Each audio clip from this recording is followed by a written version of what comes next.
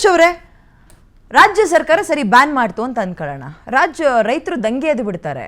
ಒಂದು 30-35% ಈ ತಂಬಾಕಿಗೆ ಅಥವಾ ಗುಟ್ಕಕ್ಕೆ ಹೋಗುತ್ತೆ ರಾಜ್ಯದ ಅಡಿಕೆ ಅಂತ ನಾವು ಕೇಳ್ಪಡ್ತಾ ಇದೀವಿ. ಅವರೇ ಹೇಳ್ತಾ ಇದ್ರು ನಾವು ದಂಗೆ ಎದ್ದು ಬಿಡ್ತೀವಿ ಅಥವಾ ಪ್ರೊಟೆಸ್ಟ್ ಮಾಡ್ತೀವಿ, ಡೆಲ್ಲಿ ತರ ಆಗ್ಬಿಡುತ್ತೆ ಅಂತ. ಅಲ್ಲ ಅದನ್ನೇ ನಾನು ಹೇಳಿದ್ದೀಗ. ಈಗ ಆಮೇಲೆ ಇಲ್ಲಿ ಬ್ಯಾನ್ ಮಾಡಿದ್ರು ಅಂತಾನೆ ಅಂದ್ಕೊಳ್ಳೋಣ, ಬೇರೆ ದಾರಿಯನ್ನ ಹುಡುಕಂತಾರೆ. ಬಿಹಾರದಲ್ಲಿ ಎಣ್ಣೆ ಬ್ಯಾನ್ ಆಯ್ತು ಅಂದ ತಕ್ಷಣ ಏನ್ ಮಾಡ್ಕೊಂಡ್ರು? ಅಲ್ಲ ಖಂಡಿತವಾಗ್ಲೂ ತಮಿಳ್ನಾಡು ಏನ್ ದೂರ ಅಲ್ಲ ನಮಗೆ. ಅಂದ್ರೆ ನಾನೊಬ್ಬ ಅಗ್ರಿಕಲ್ಚರ್ ಗ್ರಾಜುಯೇಟ್ ಆಗಿ ಹೇಳಬೇಕು ಅಂತಂದ್ರೆ ಅಡಿಕೆ ಅನ್ನುವಂಥದ್ದು ಬಹಳ ಎಕನಾಮಿಕಲ್ ಕ್ರಾಪ್ ಇದು.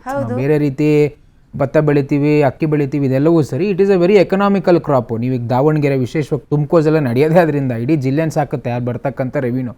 ಸೊ ನಾವು ಹೇಳ್ತಿರೋಂಥದ್ದು ಏನು ಅಂತಂದ್ರೆ ಯಾವುದೇ ಒಂದನ್ನು ಬ್ಯಾನ್ ಮಾಡಬೇಕಾದ್ರೆ ಆಲ್ಟರ್ನೇಟಿವ್ ಮೆಜರ್ಸ್ ಏನೋ ಸರ್ಕಾರದ ರಾಜ್ಯ ಸರ್ಕಾರ ತಗೋಬೇಕು, ಕೇಂದ್ರ ಸರ್ಕಾರವು ತಲೆ ಕೆಡಿಸ್ಕೋಬೇಕು. ನೋಡಿ ಒಂದ್ ನಿಮಿಷ, ಕೇಂದ್ರ ಸರ್ಕಾರ ತಲೆ ಕೆಡಿಸ್ಕೊಳೋದಕ್ಕಿಂತ ಬ್ಯಾನ್ ಮಾಡ್ತಕ್ಕಂಥ ಅಧಿಕಾರ ಇರ್ತಕ್ಕಂಥದ್ದು ರಾಜ್ಯ ಸರ್ಕಾರಕ್ಕೆ. ಆಲ್ಟರ್ನೇಟಿವ್ ಮೆಜರ್ಸ್ ಅನ್ನ ರಾಜ್ಯ ಸರ್ಕಾರ ಏನ್ ಮಾಡಿದೆ, ಈಗ ಯುಟಿ ಕಾದರೆ ಬಂದು ಬ್ಯಾನ್ ಮಾಡ್ಬಿಟ್ರು, 1 ವರ್ಷ ಆಯ್ತು, ಎಲ್ಲ ವೆಲ್ಕಮ್ ಮಾಡ್ಬಿಟ್ರು. ಒಳ್ಳೆ ಅಲ್ಲ ಒಂದ್ ನಿಮಿಷ, ಸಹಕಾರ ಖಂಡಿತವಾಗ್ಲೂ ಇರುತ್ತೆ, ಒಳ್ಳೇದಕ್ಕೆ ಯಾವಾಗ್ಲೂ ಇರುತ್ತೆ. ಅದೇ ಆಲ್ಟರ್ನೇಟಿವ್ ಮೆಜರ್ಸ್ ಏನು ಅನ್ನೋದು ಕೂಡ ಬಹಳ ಇಂಪಾರ್ಟೆಂಟ್. ಈಗ ಇದೇ ಡಿ ಕೆ ಶಿವಕುಮಾರ್ ಅವರು ಯಾರೋ ಅಡಿಕೆ ಬೆಳೆಗಾರರು ಒಂದಷ್ಟು ಜನ ಹೋಗಿ ಭೇಟಿ ಮಾಡಿದ್ದಕ್ಕೆ ನನ್ ಗಮನಕ್ಕೆ ಬಂದಿಲ್ಲ ಅಂತ ಹೇಳ್ಬಿಟ್ರು. ಅಂದ್ರೆ ಚೀಫ್ ಮಿನಿಸ್ಟರ್ ಗಮನಕ್ಕೆ ಬರ್ದೇನೆ ಸಮನ್ವಯದ ಕೊರತೆ ಇದೆ. ಹಾಗಾಗಿ ಒಂದೇನಂತಂದ್ರೆ ಗುಟ್ಕಾ ಬ್ಯಾನ್ ಮಾಡೋದಾಗ್ಲಿ ಇಂಥದ್ದು ಬ್ಯಾನ್ ಮಾಡೋದಕ್ಕೆ ನಮ್ಮ ಯಾವ ವಿರೋಧ ಇಲ್ಲ. ಆದ್ರೆ ಆಲ್ಟರ್ನೇಟಿವ್ ಮೆಜರ್ಸ್ ಈಗ ನಮ್ ಡಾಕ್ಟರ್ ಒಳ್ಳೆ ಪಾಯಿಂಟ್ ಹೇಳಿದ್ರು, ನೀವು ಒಂದ್ ಬ್ಯಾನ್ ಮಾಡ್ಬಿಟ್ರೆ ಇಲ್ಲಿಗಲ್ ಮೆಜರ್ಸ್ ಮತ್ತೆ ಶುರು ಆಗುತ್ತೆ.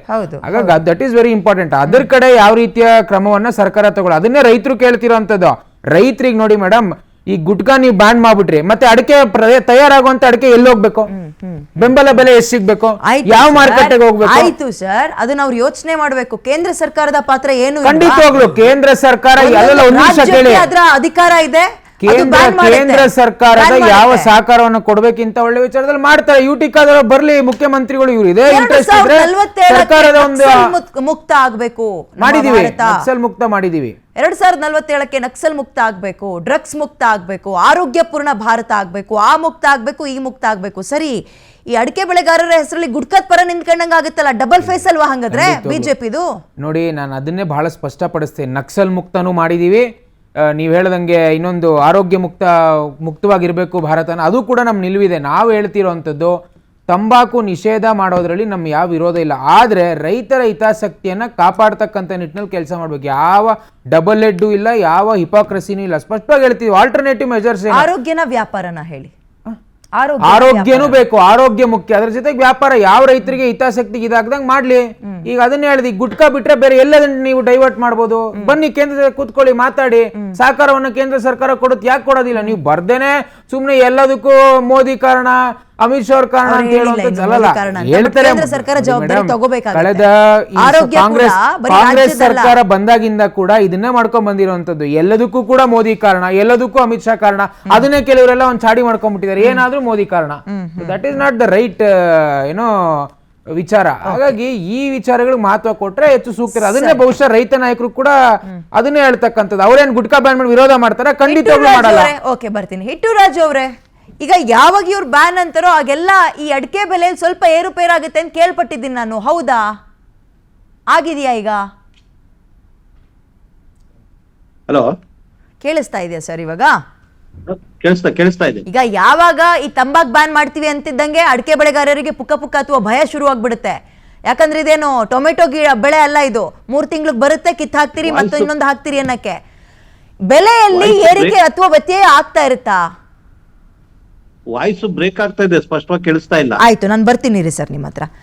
ಅಲ್ಲ ಸರ್, ಇಂಥ ಒಂದು ದೊಡ್ಡ ವಿಷಯ ಸಿಎಂ ಗಮನಕ್ಕೆ ತರದಲ್ಲೇ ನೀವು ಆದೇಶ ಪಾಸ್ ಮಾಡ್ಬಿಟ್ರಾ? ಅದ್ ಹೆಂಗಾಗುತ್ತೆ ನೋಡಿ ಮೇಡಮ್, ಸಿಎಂ ಗಮನಕ್ಕೆ ತರದೆ ಪಾಸ್ ಅನ್ನೋ ಪ್ರಶ್ನೆ ಅದರಲ್ಲಿ ಇಲ್ಲ.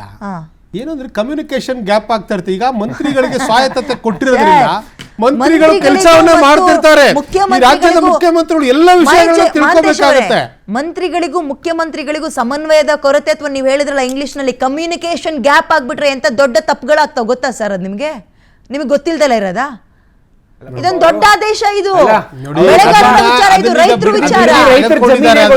ಆಸಕ್ತಿ ಇದ್ದಾರೆ ಪಾಪ ಅವ್ರಿಗೆ, ಬೇರೆ ಕೆಲಸ ಇಲ್ಲ. ನೀವು ಮಾಡಿ ಹಾಗಾದ್ರೆ ಅದನ್ನ, ನೀವು ಬೆಳೆಗಾರರ ಏನು ವಿಶೇಷ ಕಾಳಜಿಯನ್ನ ನೀವು ಮಾಡ್ಕೊಳ್ಳಿ. ಈ ದೇಶದಲ್ಲಿ ಅತ್ಯಂತ ಹೆಚ್ಚು ಬೆಳೆಯುವಂತ ರಾಜ್ಯದಲ್ಲಿ ಕರ್ನಾಟಕ ಒಂದು. ಆ ಬೆಳೆಗಾರರ ಬಗ್ಗೆ ನೀವು ಕೇಂದ್ರದಲ್ಲಿ ಒಂದು ತೀರ್ಮಾನ ತಗೊಂಡು ಏನಾದ್ರೂ ಅವ್ರಿಗೆ ಹೆಚ್ಚುವರಿಯಾಗಿ ಬೆಳೆಗಳಿಗೆ ಅವಕಾಶವನ್ನು ಕೊಟ್ಟಿದ್ದೀರಾ? ಆಯ್ತು, ಬ್ಯಾನ್ ಅಂತ ಪ್ರಸ್ತಾಪ ಮಾಡಿದ್ಯಾರು ಹೇಳಿ? ಬ್ಯಾನ್ ಮೇಡಮ್ ಪ್ರಶ್ನೆ ಅಲ್ಲ. ಯಾಕಂದ್ರೆ ಉತ್ತರ ಕರ್ನಾಟಕದ ಆರೋಗ್ಯದ ಪರಿಸ್ಥಿತಿ ಆಗಿರೋ ಯುವಕರ ಪರಿಸ್ಥಿತಿ ಇರಬಹುದು. ಯಾಕಂದ್ರೆ ಈಗಿನ ಯುಗದಲ್ಲಿ 21ನೇ ಶತಮಾನದಲ್ಲಿ ಇದೀವಿ. ಪ್ರತಿಯೊಂದರಲ್ಲೂ ಕೆಮಿಕಲ್ ಮಿಶ್ರಿತ ಆಗ್ತಾ ಇದೆ. ಪ್ರತಿಯೊಂದು ನೋಡಿ, ಎಷ್ಟು ನಮ್ಮ ಸರ್ ಹೇಳ್ತಾ ಇದ್ದಾರಂಗೆ 15 ವರ್ಷಕ್ಕೆ 10 ವರ್ಷಕ್ಕೆ 12 ವರ್ಷಕ್ಕೆ ಹಾರ್ಟ್ ಸ್ಟಾರ್ಟ್ ಆಗಿದ್ದಾವೆ. ಒಂದು ತಿಂಗಳ ಸರಾಸರಿಯನ್ನ ತೆಗೆದುಕೊಂಡಾಗ ನಾವು ಆರೋಗ್ಯದ ಪರಿಸ್ಥಿತಿಯಲ್ಲಿ ಎಷ್ಟು ಏರಪೇರ ಆಗಿದೆ. ಒಂದು ತಿಂಗಳಲ್ಲೇನೆ 500, 1000, 2000ವರೆಗೂ ಹಾರ್ಟ್ ಅಟ್ಯಾಕ್ ಆಗಿ ಸಾಯ್ತಾ ಇದ್ದಾರೆ ಮೇಡಮ್. ಈಗ ಹೊಸ ಪೀಳಿಗೆಗೆ ಏನಾದ್ರೂ ಒಂದು ಯೋಜನೆ ತರಬೇಕು. ಆ ನಿಟ್ಟಿನಲ್ಲಿ ನಮ್ಮ ಸರ್ಕಾರ ಕೆಲಸ ಮಾಡ್ಬೇಕು. ಯುವಕರಾಗಿರ್ಬೋದು, ಮಹಿಳೆಯರಾಗಿರ್ಬೋದು, ಅವರ ಆರೋಗ್ಯ ಪರಿಸ್ಥಿತಿಯನ್ನ ಕಾಪಾಡೋದು ಸರ್ಕಾರದ ಧರ್ಮ. ಆ ನಿಟ್ಟಿನಲ್ಲಿ ಸ್ವಲ್ಪ ಕ್ರಮಗಳನ್ನು ಕೈಗೊಳ್ಬೇಕಲ್ವಾ? ಮಹಂತೇಶ್ ಶೆಟ್ಟಿ ಅವರೇ ಕರೆಕ್ಟ್, ಸಾರಿ ಶೆಟ್ಟಿ ಅಂದೆ, ಮಹಂತೇಶ್ ಶೆಟ್ಟಿ ಅವರೇ ಕರೆಕ್ಟ್ ನೀವು ಹೇಳಿದ್ದು. ತಂಬಾಕು ತಿನ್ನೋದ್ರಿಂದ ಅಥವಾ ಈ ಗುಟ್ಕಾ ತಿನ್ನೋದ್ರಿಂದ ಆರೋಗ್ಯ ಹಾಳಾಗುತ್ತೆ, ಯುವಕರು ಆರೋಗ್ಯ ಹಾಳು ಮಾಡ್ಕೊತಾ ಇದ್ದಾರೆ. Correct sir. ಈ ಎಣ್ಣೆ ಕುಡಿಯೋದ್ರಿಂದ ಇಮ್ಯುನಿಟಿ ನಾವು ಎಣ್ಣೆ ಕುಡಿಯೋದ್ರಿಂದ ಸೇದೋದ್ರಿಂದ ಮಸಲ್ ಗೈನ್ ಆಗುತ್ತಾ? ಅದನ್ನ ಯಾಕೆ ಬ್ಯಾನ್ ಮಾಡಲ್ಲ? ಟಾರ್ಗೆಟ್ ಕೊಡ್ತೀರಿ ಬಾರ್ ಅಂಗಡಿಗಳಿಗೆ, ವರ್ಷಕ್ಕಿಷ್ಟು ಅಂತ ಟಾರ್ಗೆಟ್ ಕೊಡ್ತೀರಿ. ಇದನ್ನ ಬೂಟಾಟಿಕೆ ಏನಲ್ವಾ? ನಾವು ಅದನ್ನ ಒಪ್ಕೊಳ್ಳೋದಿಲ್ಲ. ಮಾಡ್ಲಿ ಅದನ್ನ. ಈಗ ಸಿಗರೇಟ್ ಅನ್ನು ಬ್ಯಾನ್ ಮಾಡ್ಲಿ, ಎಷ್ಟು ಸಾಧ್ಯ ಹೊತ್ತು ಮಹಿಳಾ ಸಂಘಟನೆಗಳು ಅದನ್ನೇ ಮಾಡ್ತಾ ಇದ್ದಾರೆ. ಇನ್ನು ಈ ಎಣ್ಣೆ ಚಟವನ್ನ ಬಿಡಿಸ್ಲಿಕ್ಕೆ ಎಷ್ಟು ಸಾಧ್ಯ ಆಗುತ್ತೋ ಅಷ್ಟು ಪ್ರಯತ್ನ ಮಾಡ್ತಾ ಇದ್ರೆ. ಆದ್ರೆ ಈಗಲೇ ನಾವು ಎಣ್ಣೆಯನ್ನು ಬಿಡಿಸೋದು ಸರ್ಕಾರಕ್ಕೂ ಆಗಲ್ಲ, ಕೇಂದ್ರ ಸರ್ಕಾರಕ್ಕೂ ಆಗಲ್ಲ, ರಾಜ್ಯ ಸರ್ಕಾರಕ್ಕೂ ಆಗಲ್ಲ. ರೂಢಿ ಇಲ್ದೇ ಇರ್ಬೋದು. ಆಮೇಲೆ ನನಗೆ ರೂಢಿ ಇದೆಯಾ ಅಂತ ಕೇಳ್ಗಿಳಿರ ನೀವು?